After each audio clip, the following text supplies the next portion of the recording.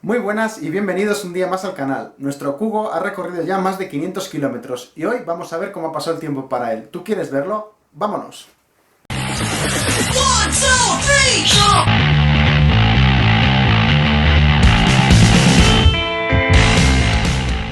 Pues vamos a comenzar. Este vídeo le vamos a separar en tres partes. Primera parte, mejoras y reparaciones. La mejora que le vamos a hacer es la horquilla delantera.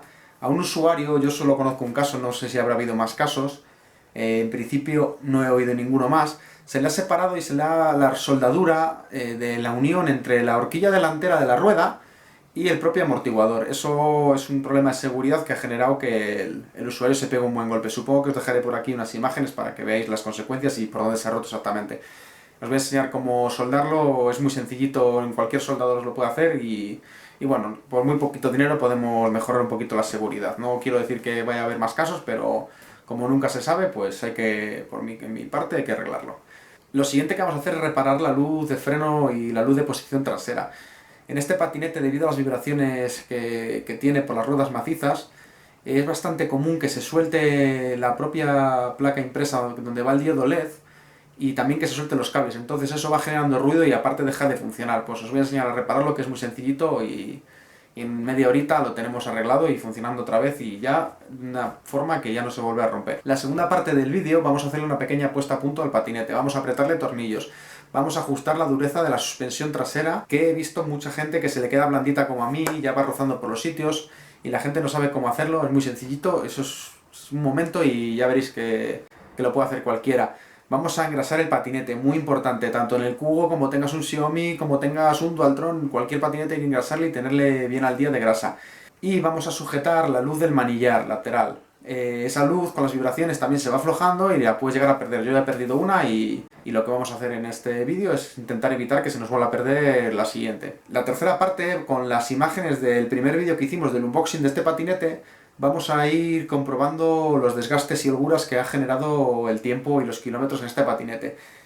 Holguras en el manillar, desgaste de la rueda delantera, desgaste de la rueda trasera y desgaste de la lija. Como tengo imágenes lo vamos a ver bastante bien y creo que es interesante también. Si os parece, comenzamos. Bueno, pues ya estamos en el taller y tenemos todo preparado para realizar la soldadura que nos va a reforzar un poquito la unión entre la rueda y el manillar. Como podemos ver, hemos apartado el fuelle para que el soldador tenga mejor acceso a la zona que vamos a soldar. Ese es actualmente, junto con el del otro lado paralelo, el único punto de soldadura que une esta pieza. Como podéis ver, todo alrededor no está reforzada. También hemos quitado la tapa a la controladora, que solo va con 4 tornillos, y hemos desconectado todos los cables, para así proteger un poquito más los componentes electrónicos.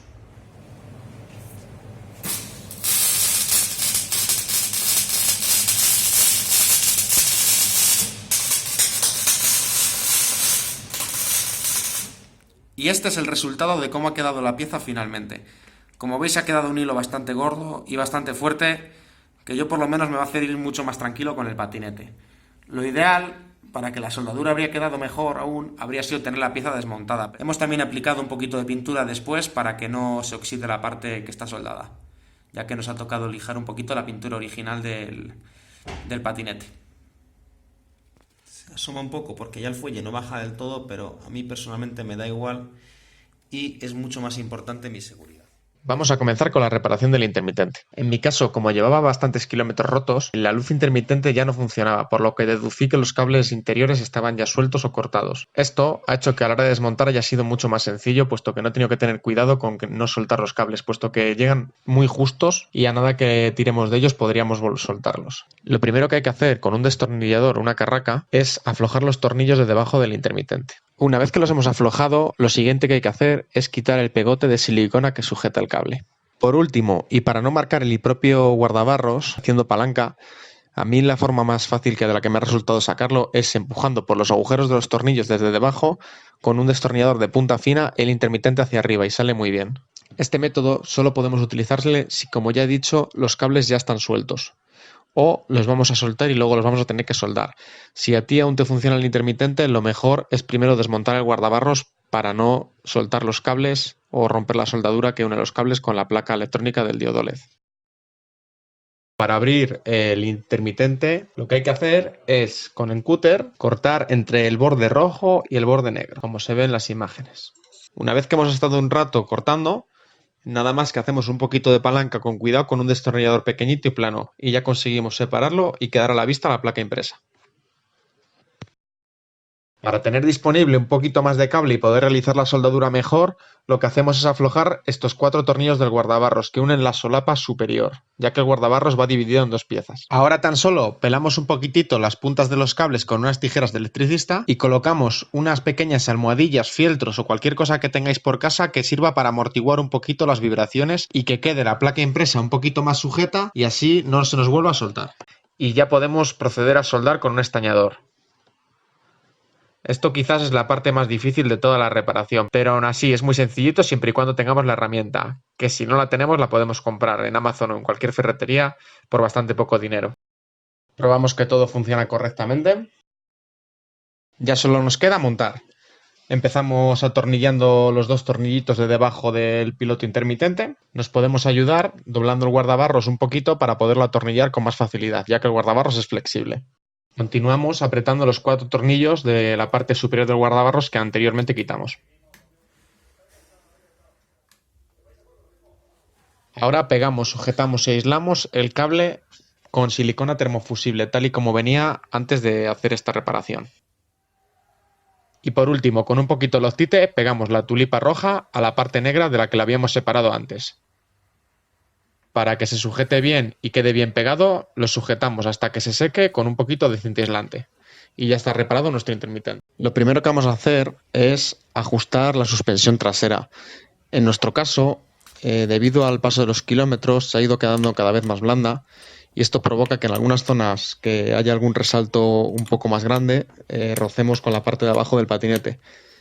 Para realizar el apriete solo necesitamos una llave de 13 y apretar como lo estáis viendo en las imágenes.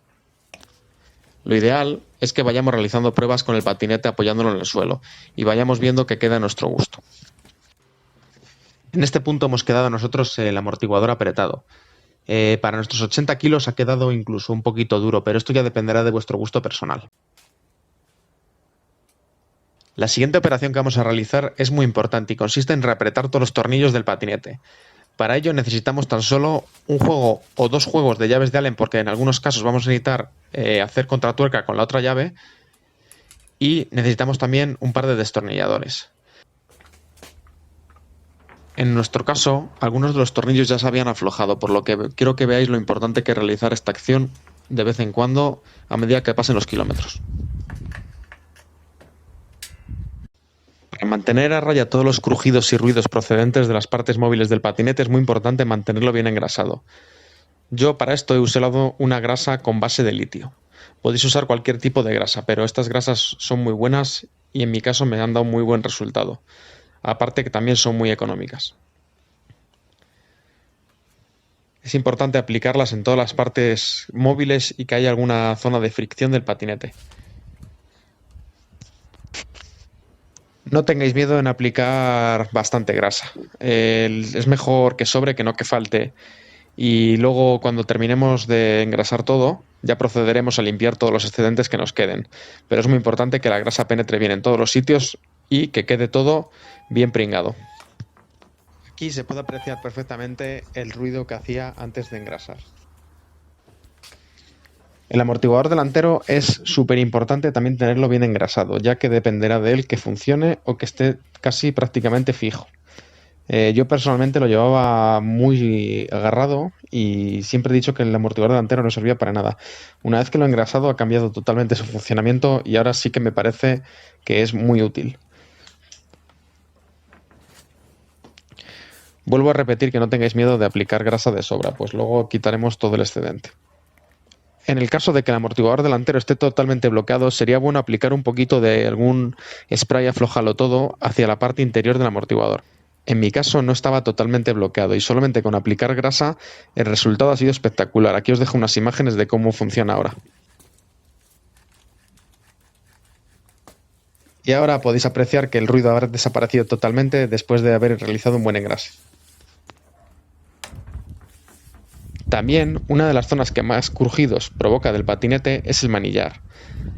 Para engrasarlo correctamente es necesario desmontarlo. Tan solo hay que aflojar el tornillo de Allen del gancho que nos mantiene el patinete plegado cuando lo cerramos. Una vez que quitamos ese tornillo, tiramos hacia arriba y sale solo el manillar.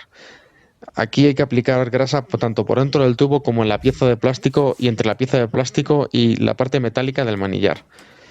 Con esta operación eliminaremos totalmente cualquier tipo de ruido que procede de esa zona del manillar y que son muy molestos.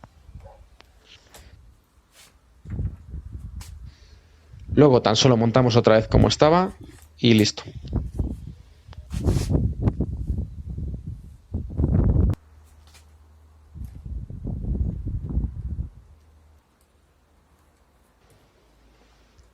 Y por último, también engrasamos las manecillas. Esta parte viene bastante bien engrasada de la fábrica, pero bueno, nunca está de más echarle un poquito más de grasa.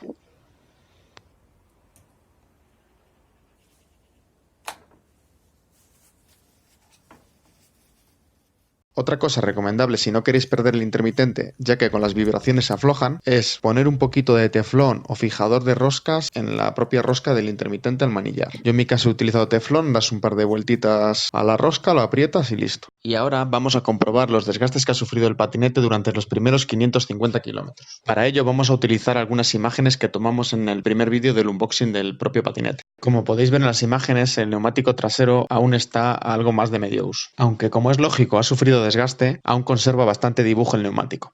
La lija es la que para mí se ha llevado la peor parte de estos primeros 550 kilómetros. Como podemos ver, las letras de Kugo están algo borradas y ya la lija ha perdido su tonalidad negra totalmente. Supongo que incluso limpiándola no recuperaría totalmente ese tono. También si observamos por la parte delantera izquierda se ha empezado a levantar donde ya venía mal pegada de serie. Las pompas que indicamos en el vídeo del unboxing no nos han generado de momento ningún problema. En el neumático delantero sí que observo algo más de desgaste, aunque aún tiene dibujo y creo que nos pueda durar por lo menos otros 500 kilómetros. Y por último, algo que a mí al menos me tenía bastante preocupado es la holgura de los puños del manillar, al ser un sistema plegable. Como podemos comparar con el primer vídeo, en mi caso al menos no parece que haya más holgura que al principio, o al menos no mucha más. Y hasta aquí el vídeo de hoy. Como has podido comprobar, reparar el cubo y hacerle un pequeño mantenimiento es muy sencillo y está casi al alcance de cualquiera. Además, nos ha tocado invertir muy poco o nada de dinero. Si tienes cualquier duda, nos la puedes dejar aquí abajo en la caja de comentarios. También recordarte que es muy importante para nosotros que nos dejes un buen like si te ha gustado el vídeo. ¡Hasta pronto!